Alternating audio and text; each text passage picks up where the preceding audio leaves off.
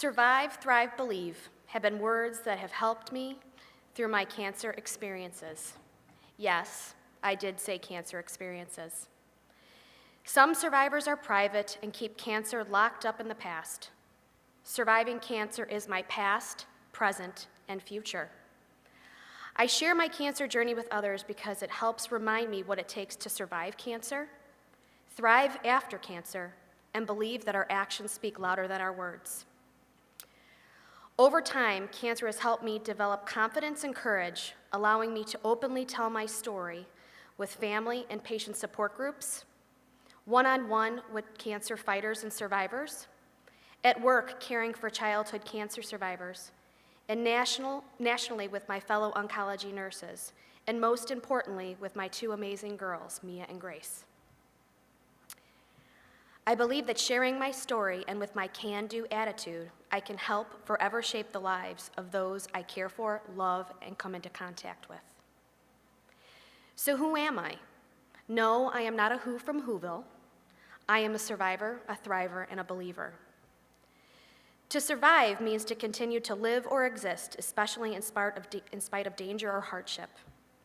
My cancer journey started 25 years ago after being sick as a teenager for 6 months. I was diagnosed with non-Hodgkin's lymphoma at the age of 15, which ironically is a 30-year-old man's cancer. I never follow the norm.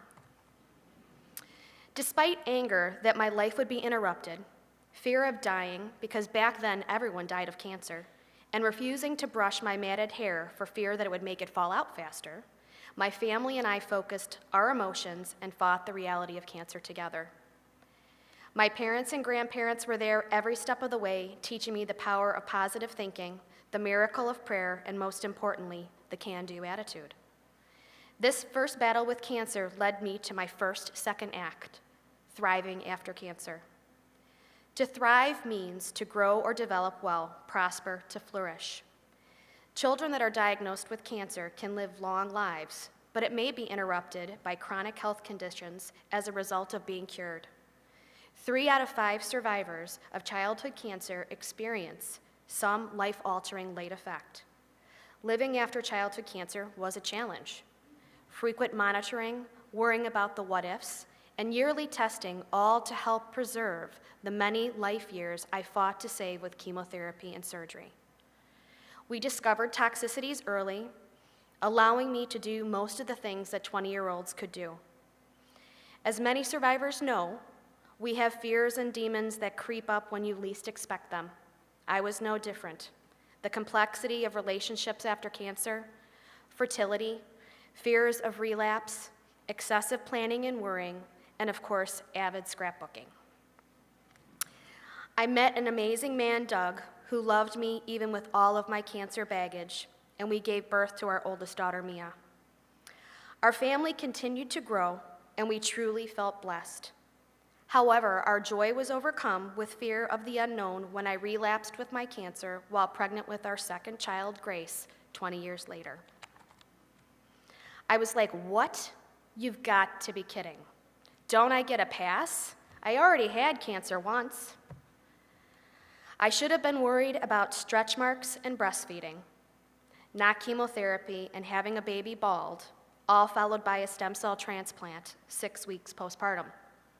I thought, I cannot do this again. Blessed with the most unbelievable mother who survived breast cancer herself, my husband with that always positive attitude, extended family, community, and diligent healthcare team, they made me believe I can. Margaret Thatcher has a quote that is quite fitting for this situation. You may have to fight the battle more than once to win.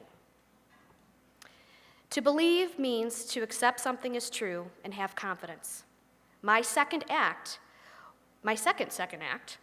was to focus on the positives, which were hard to find after my transplant since I couldn't even bathe myself, let alone care for a 2-year-old and a new baby. I was determined to use this experience to help others. I had to believe this happened for some reason, so I utilized benefit finding by taking those negatives and turning them into positives. A resource that helped me during my second journey with cancer was the Hope for Two Pregnant with Cancer Network. I was provided a support mom survivor from a distance who rallied beside me my entire journey and shared her story and the story of her son that was born after treatment.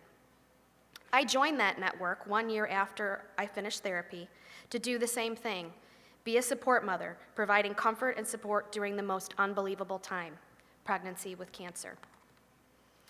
While working with other cancer fighters and survivors, I discovered an even stronger sense of family, purpose in life, and ability not to lose life years worrying.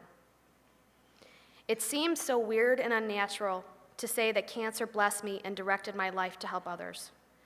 I still felt a small void in my heart and wanted to use my life experience to help survivors accept their new normal after cancer beyond my nursing career.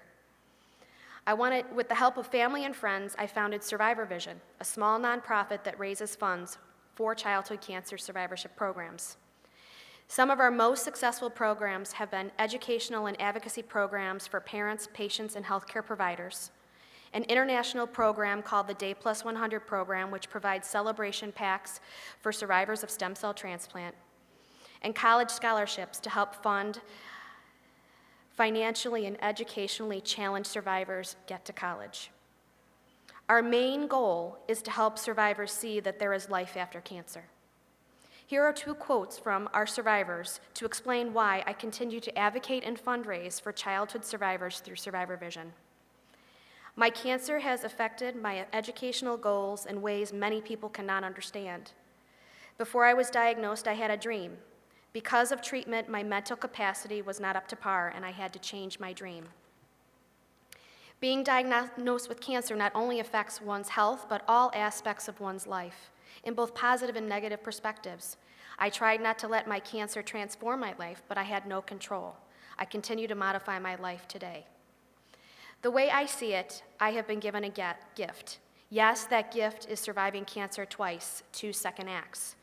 Despite cancer being an ugly monster that takes more than it can give, I feel that cancer helped me believe I can make a difference. The cancer world is small, despite how big it may seem. You never know who you will find along the way. I met Judy Pearson at the most unlikely place.